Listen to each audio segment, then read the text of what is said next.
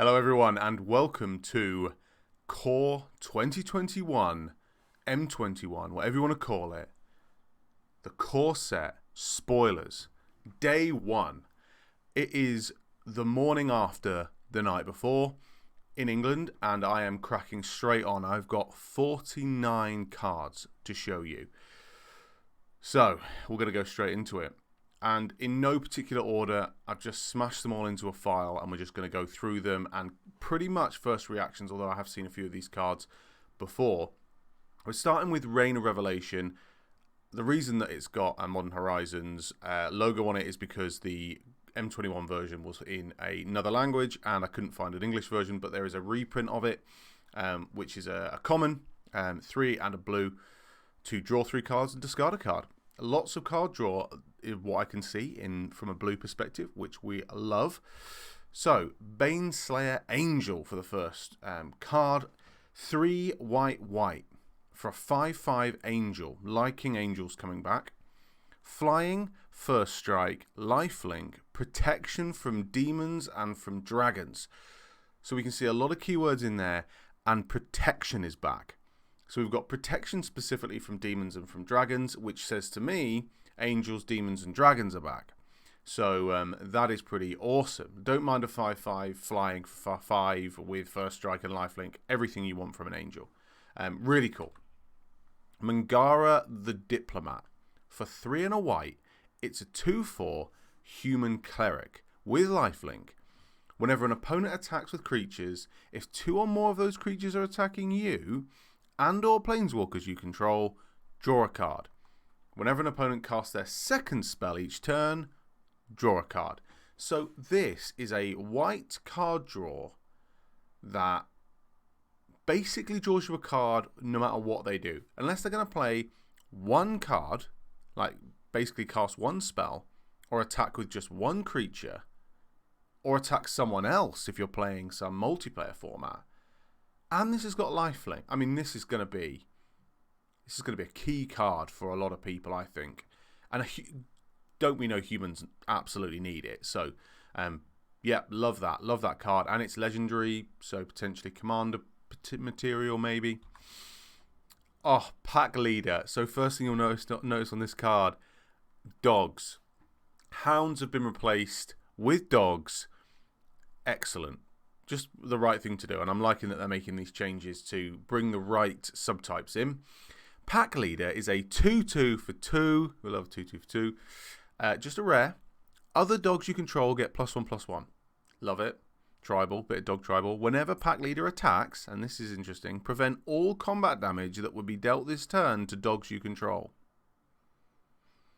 So, getting this straight, you're making all the dogs +1/+1, and then they don't get destroyed by combat damage as long as this guy attacks. Give him haste, and you've got just this indestructible dog army. I think I'd love to see a competitive dog deck. That would be brilliant. May not be the only dog we see as well. Ruined Halo, a reprint, but a good one. 2 white for an enchantment. As Ruined Halo enters the battlefield, choose a card name. You have protection from the chosen card name. So that is key when we know that there's some cards in Standard and in other formats that are clearly trouble cards. This is just getting around that whole 3 fairy, can't get rid of it, or you've got these big, scary come into the battlefield and fight you cards. So it's good to see a 2-mana enchantment. And there's lots of white enchantment decks out there at the moment that would love a 2-mana card. So, yep, liking it. Jeskai Elder, I think another reprint. But for 1 and a blue, you get a 1/2 human monk with prowess. Whenever you cast a non-creature spell, this creature gets +1/+1. Okay, so prowess we've got as a mechanic. Whenever Jeskai Elder deals combat damage to a player, you may draw a card. If you do, discard a card. More card draw. It's getting bigger when you play spells. I like it. I like the thought of you play a spell, you play this, you play a spell, this gets bigger, you attack because it's bigger, you draw a card, you discard a card, everyone's a winner. Okay, so Shipwreck Dowser. For For 3 and 2 blue, it's a 3/3 Merfolk Wizard. Good to see some Merfolk. Keep going. Prowess again. When Shipwreck Dowser enters the battlefield, return target instant or sorcery card from your graveyard to your hand. Bit of recursion for instants and sorceries. Don't mind that at all. A little bit of synergy potentially, because you're then going to be able to play it again. A little cheap instants and sorceries. Yeah, got time for that. Bad Deal. A sorcery for 4 black. You draw 2 cards, and each opponent discards 2 cards. Each player loses 2 life. For 6 mana, quite expensive, but you're drawing a few cards. More importantly, each opponent, so useful for multiplayer as well, discards 2 cards. Now that could be quite significant, certainly later on in the game, and especially when you've got some potentially aggro decks where 2 cards might be all they're holding on to for that big win. Depends how quick. Tend not to be able to ramp too hard in, certainly not in mono black, but there are ways of getting around that. Yeah, I don't mind that card. This is probably one of the biggest announcements though that came out of yesterday. The reprinting of Grim Tutor. A little bit of research says to me, the only time this has been printed in 1999, and it's currently worth, the cheapest I could find it for a moderately played card is 120 quid. 120 pounds. And it's being reprinted at Mythic, but even so, for 1 black, you get a sorcery that says search your library for a card, put that card onto the battlefield, so into your hand, then shuffle your library. You lose 3 life. So 3 mana, 3 life, you get a card from your library into your hand. Now, we know how devastating the companion mechanic has been in Standard and in other formats, which is the ability to basically have a card ready. Yes, 3 mana is not free, and yes, it's a sorcery, but it basically means you've got whatever you want for 3 mana in your hand. In Standard is going to be interesting, what this does for black. So, excited for this card, for sure.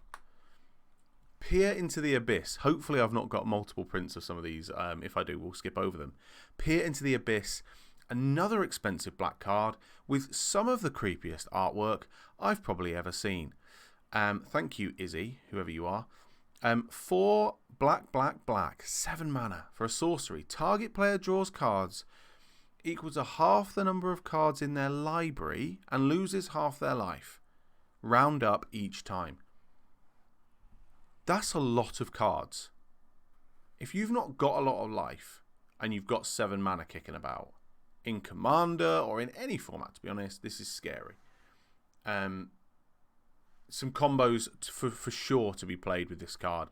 Plenty of crazy combos, I'm sure. If you can cheat this out in any way early doors, yes. Black looks pretty scary. Double Vision for 3 red. An enchantment. Whenever you cast your first instant or sorcery spell each turn, copy that spell. You may choose new targets for the copy. That looks like some synergy all over it with a lot of Is-It decks that like to copy spells. Quite expensive for 5 mana for red, but yeah, you can get there for sure. So good to see instant sorcery synergy. This is an exciting card. Gadrak, the Crown Scourge.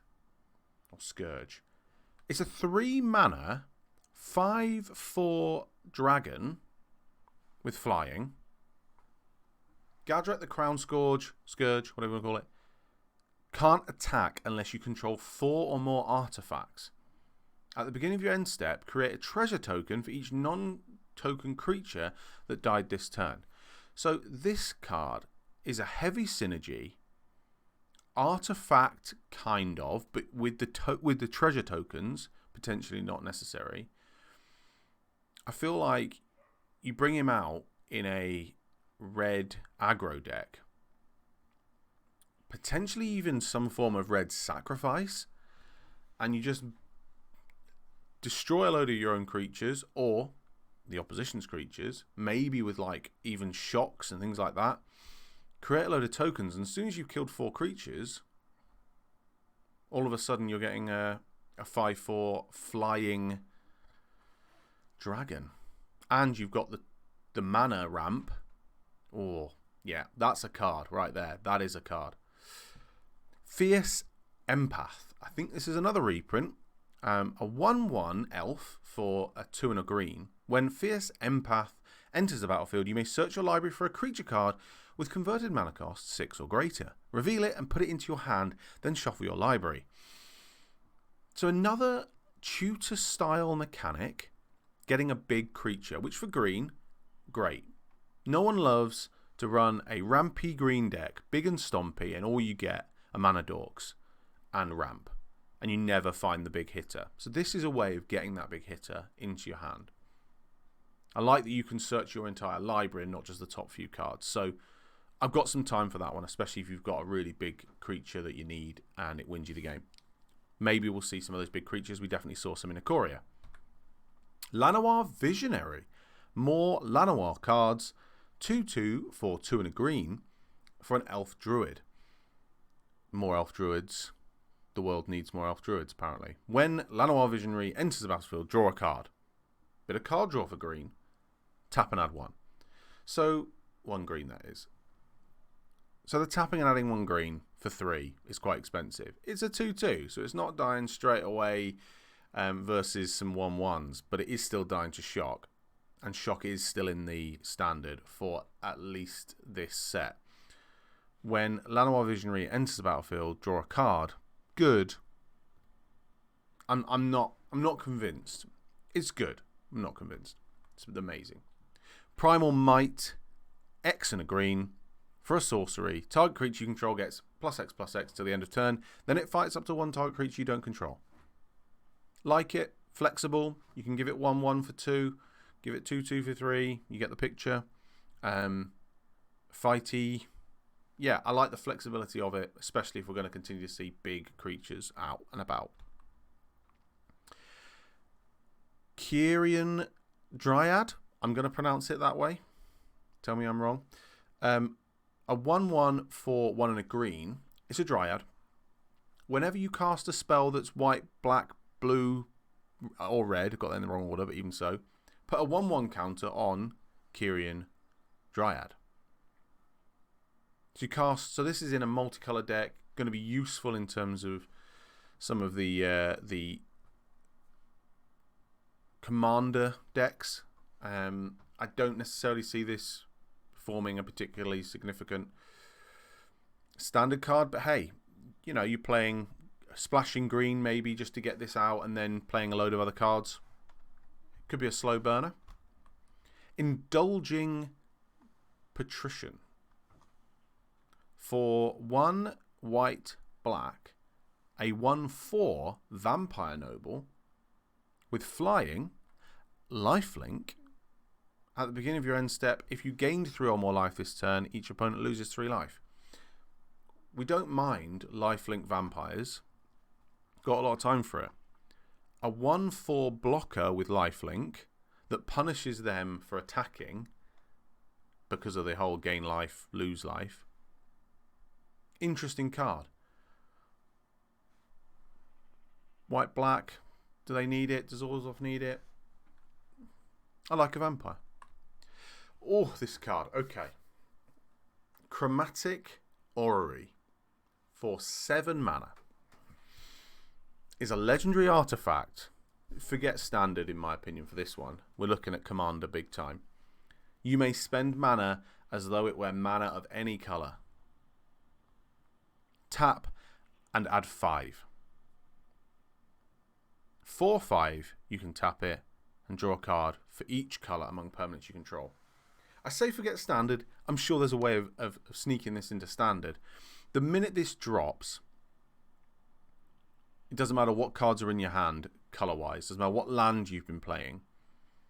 I can see this in a green ramp with the funky Grim Tutor card. You know, you're playing the halve your life, draw all your cards, and you've got mana and big ramp, get it out. Maybe that's a big standard play. But certainly in Commander, you've got 7 mana with all the artifacts kicking about. It needs 7 generic. Suddenly you've got whatever mana fixing you need, and you're tapping it for 5. Dangerous card. I think it's going to see a hefty price tag too. Spark Hunter Masticore. A 3/4 for 3. We've not seen Masticores in some time. Artifact creature. As an additional cost to cast this spell, discard a card. Interesting. Protection from Planeswalkers. We've seen, you know, Super Friends as a standard meta at one point, but I'm not sure it's huge at this time. I know we are seeing quite a few Planeswalkers in this set, by the looks of things. For 1, Spark Hunter Masticore deals 1 damage to target Planeswalker. For 3, Spark Hunter Masticore gains indestructible until end of turn. I mean, it's good. Card discarding, getting a 3/4 for 3. Like, it's good. It's probably a sideboarded card if we see Planeswalkers as a significant force in the new meta. Tormund's Crypt. For 0 mana, I believe this is another reprint. Tap and sacrifice Tormund's Crypt. Exile all cards from target player's graveyard. I like this is free because we have seen the other artifact, which I can't think of at the moment, Soul Guide Lantern, I think it is, which gets rid of target player's graveyard, and when it enters it does stuff. So the fact this is free becomes immediately sideboarded in any sacrifice decks, and means that you've now got lots of graveyard hate in standard. I think it's just trying to get rid of that Rakdos sacrifice that we've seen a lot of. So, yeah, I'm not offended by it. Decent card, like a reprint like that. Yeah, lots of time for it. Okay, so one of the big Planeswalkers, Teferi, Master of Time. There are loads of different artworks for this card. I just picked one. I like the fact that they've got loads of artworks of it in order to demonstrate the change in time and all that jazz. I can see people wanting to collect one of each. I think that's a clever move on Wizards' part. The actual card, 3 loyalty. I like the low loyalty. I think they need to keep that going for Planeswalkers. For 4 mana, 2 and 2 blue. Again, I like the 4 mana cost. We've seen a lot of 3 mana Planeswalkers, and they're just very sneaky. However, you may activate loyalty abilities of Teferi, Master of Time, on any player's turn, anytime you can cast an instant. I like that. That is a nice payoff. +1, draw a card, then discard a card. Now, the only thing I assume you can't activate him on every player's turn, just on once a turn. I believe that's the rules. Maybe I'm wrong. However, that's the +1. Draw a card, discard a card. Yep, okay. For the -3, target creature you control... target creature you don't control phases out. So it doesn't exist until its controller's next turn. So as soon as a person's turn begins, you phase out their creature. It doesn't come back until the end of their next turn. I like that. The -10, which bearing in mind that it's only at 3 and it's a +1 ability, is the only plus ability, take 2 extra turns after this one. So you'd assume at that point you've played 7 extra turns. We've played 7 turns once you've played this, so you're like at 11 mana or whatever. They take 2 extra turns after this one, unless you cheated extra loyalty counters onto it, you're going to struggle. The 2 extra turns is dangerous, but very hard to actually see, certainly in standard. But I love the card, love the art, love what they're doing with it. Now, this is a groundbreaker for me. This card, when I briefly saw it, and I'd heard that it was coming, Rin and Seri Inseparable is a 1 red, green, white, 4/4 legendary creature, dog, cat. Oh, Wizards is just so clever, catching on finally to the trend, the craze of cats and dogs that's been around for centuries. This whole thing is great. We've seen cat as a feature in Ikoria and obviously in Magic's history, and now dog is becoming more of a thing. The rules say whenever you cast a dog spell, create a 1/1 green cat creature token. Whenever you cast a cat spell, create a 1/1 white dog creature token. For a red, green, white, and tapping Rin and Seri, the Inseparable, it deals damage to any target equal to the number of dogs you control, and you gain life equal to the number of cats you control. The best thing about this is it's now a dog and or cat tribal commander in 3 colours, and it's just a fab little card. The artwork's great. I believe it's going to be the foil one's going to be the box topper if you go to your LGS and buy a booster box, which is fantastic, and all the artwork's going to be in the collector boosters. I believe you can still pull a normal card in a normal pack. I hope so. I can't believe that they would make you have to jump through hoops to get a card like this. But either way, love the card, love the art, love what it's doing. Dog cat, yeah. Which reminds me of, like, was it some sort of Nickelodeon cartoon called Cat Dog or something? Strange. Ugin the Spirit Dragon. 8 mana for a 7 loyalty planeswalker. Love this artwork. It is +2. Ugin the Spirit Dragon deals 3 damage to any target. Its -X is exile each permanent with converted mana cost X or less. That's 1 or more colours. For -10, you gain 7 life, draw 7 cards, then put up to 7 permanent cards from your hand onto the battlefield.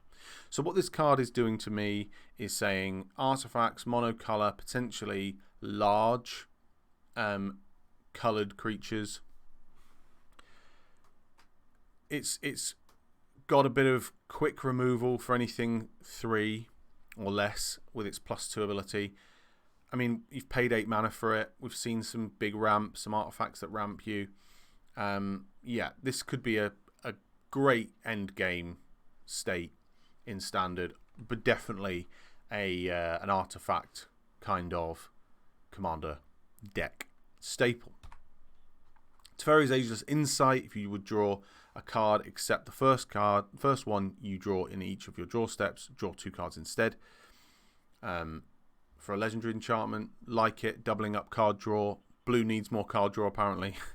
2 blue for this one. And you can see the actual card is a Teferi style border. Interesting that they're doing that. Like it. It comes in normal border too. See people collecting sets of it. Same with a couple of these. Teferi's Protege. Human Wizard for 2 and a blue for a 2/3. For 1 and a blue, tap, draw a card, then discard a card. Yep, fine. Works well with the previous card. Teferi's Tutelage for 2 and a blue. An enchantment. When Teferi's Tutelage enters the battlefield, draw a card, then discard a card. Whenever you draw a card, target opponent mills 2 cards. So we're now looking at playing this card with some other card draw cards. The previous card we saw, you got this whole card draw milling thing. Will mill get into Standard? I don't know. Unlikely. It's a bit of fun. It's a silly mechanic to mill people out, but hey, who knows? Maybe it'll work. And that's the island that comes with it. Apparently there'll be a land for each planeswalker this time round. I think it looks great. Probably a little bit too sci-fi around the actual shattered glass border. But you've got to love all artworks, especially on lands. Containment Priest for 1 and a white. 2/2 for 2. Human Cleric, Flash. If a non-token creature would enter the battlefield and it wasn't cast, exile it instead. Interesting. Interesting how we see that work with some of the sacrificing, some of the bringing it out, play this, do that, put this from here to there, put that onto the battlefield. We've seen quite a few of those cards around, so yeah, like it. And a new Planeswalker, Basri Devoted Paladin. For 4 white. It's a 4 loyalty. +1. Put a 1/1 counter on up to 1 target creature. It gains vigilance until end of turn. For -1, whenever a creature attacks this turn, put a 1/1 counter on it. And -6, creatures you control get +2/+2 and gain flying until end of turn. The -6 isn't great. The +1 is okay. The -1 I like. For this turn, you attack with a bunch of creatures, they all get +1 counters on it. Yeah, go wide strategy, like it. It is 6 mana, however, for this Planeswalker, which is quite expensive.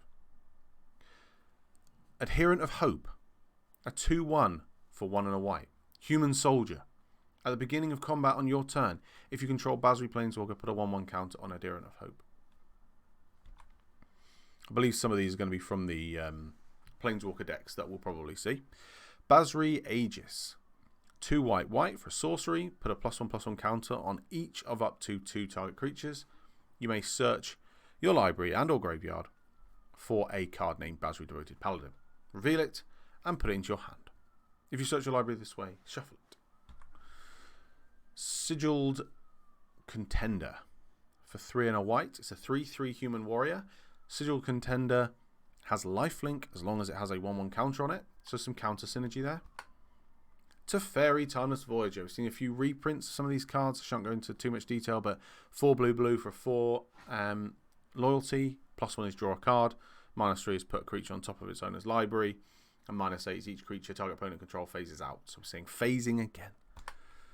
Historian of Zalfir. Whenever Historian of Zalfir attacks, if you control a Teferi Planeswalker, draw a card. It's a 3/3 for 4. Mystic Skyfish, 2 and a blue. 3/1. Fish. Love a fish. Whenever you draw your second card each turn, gains flying. Some more card draw. Gaining things.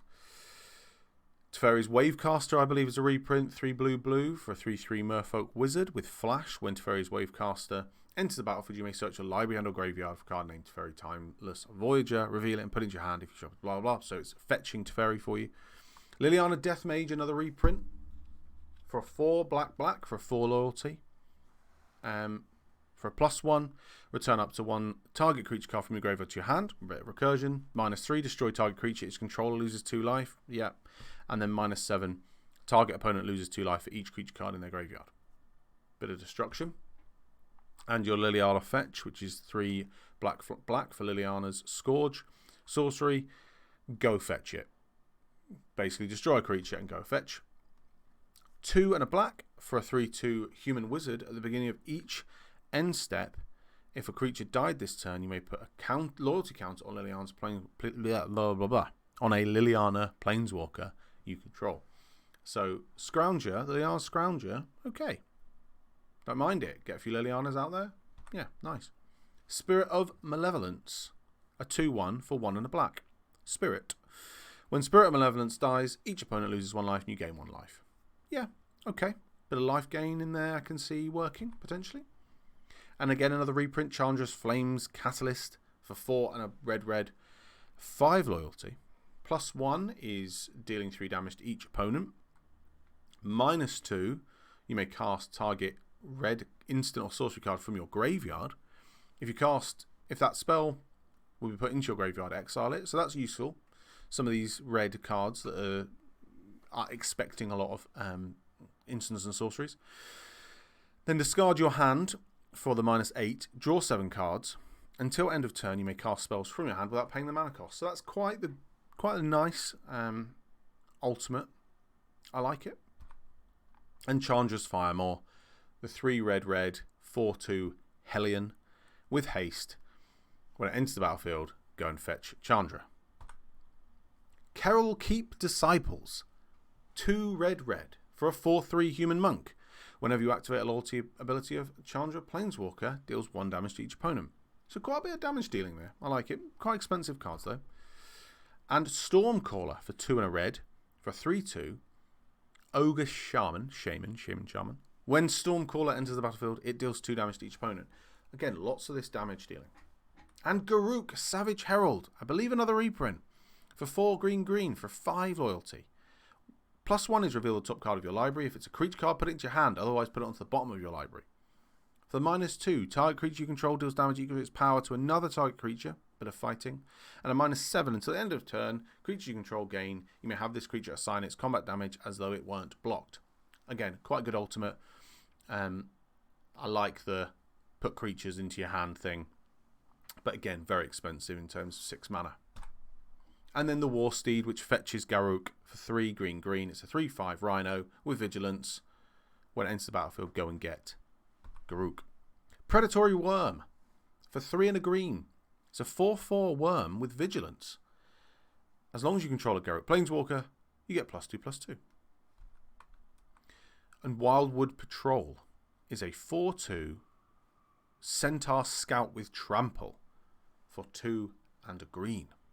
That's okay. A Trample 4 mana. Sorry, a Trample 4 power for 3 mana. I've got time for. And a reprint of Azusa Lost But Seeking for 2 and a green.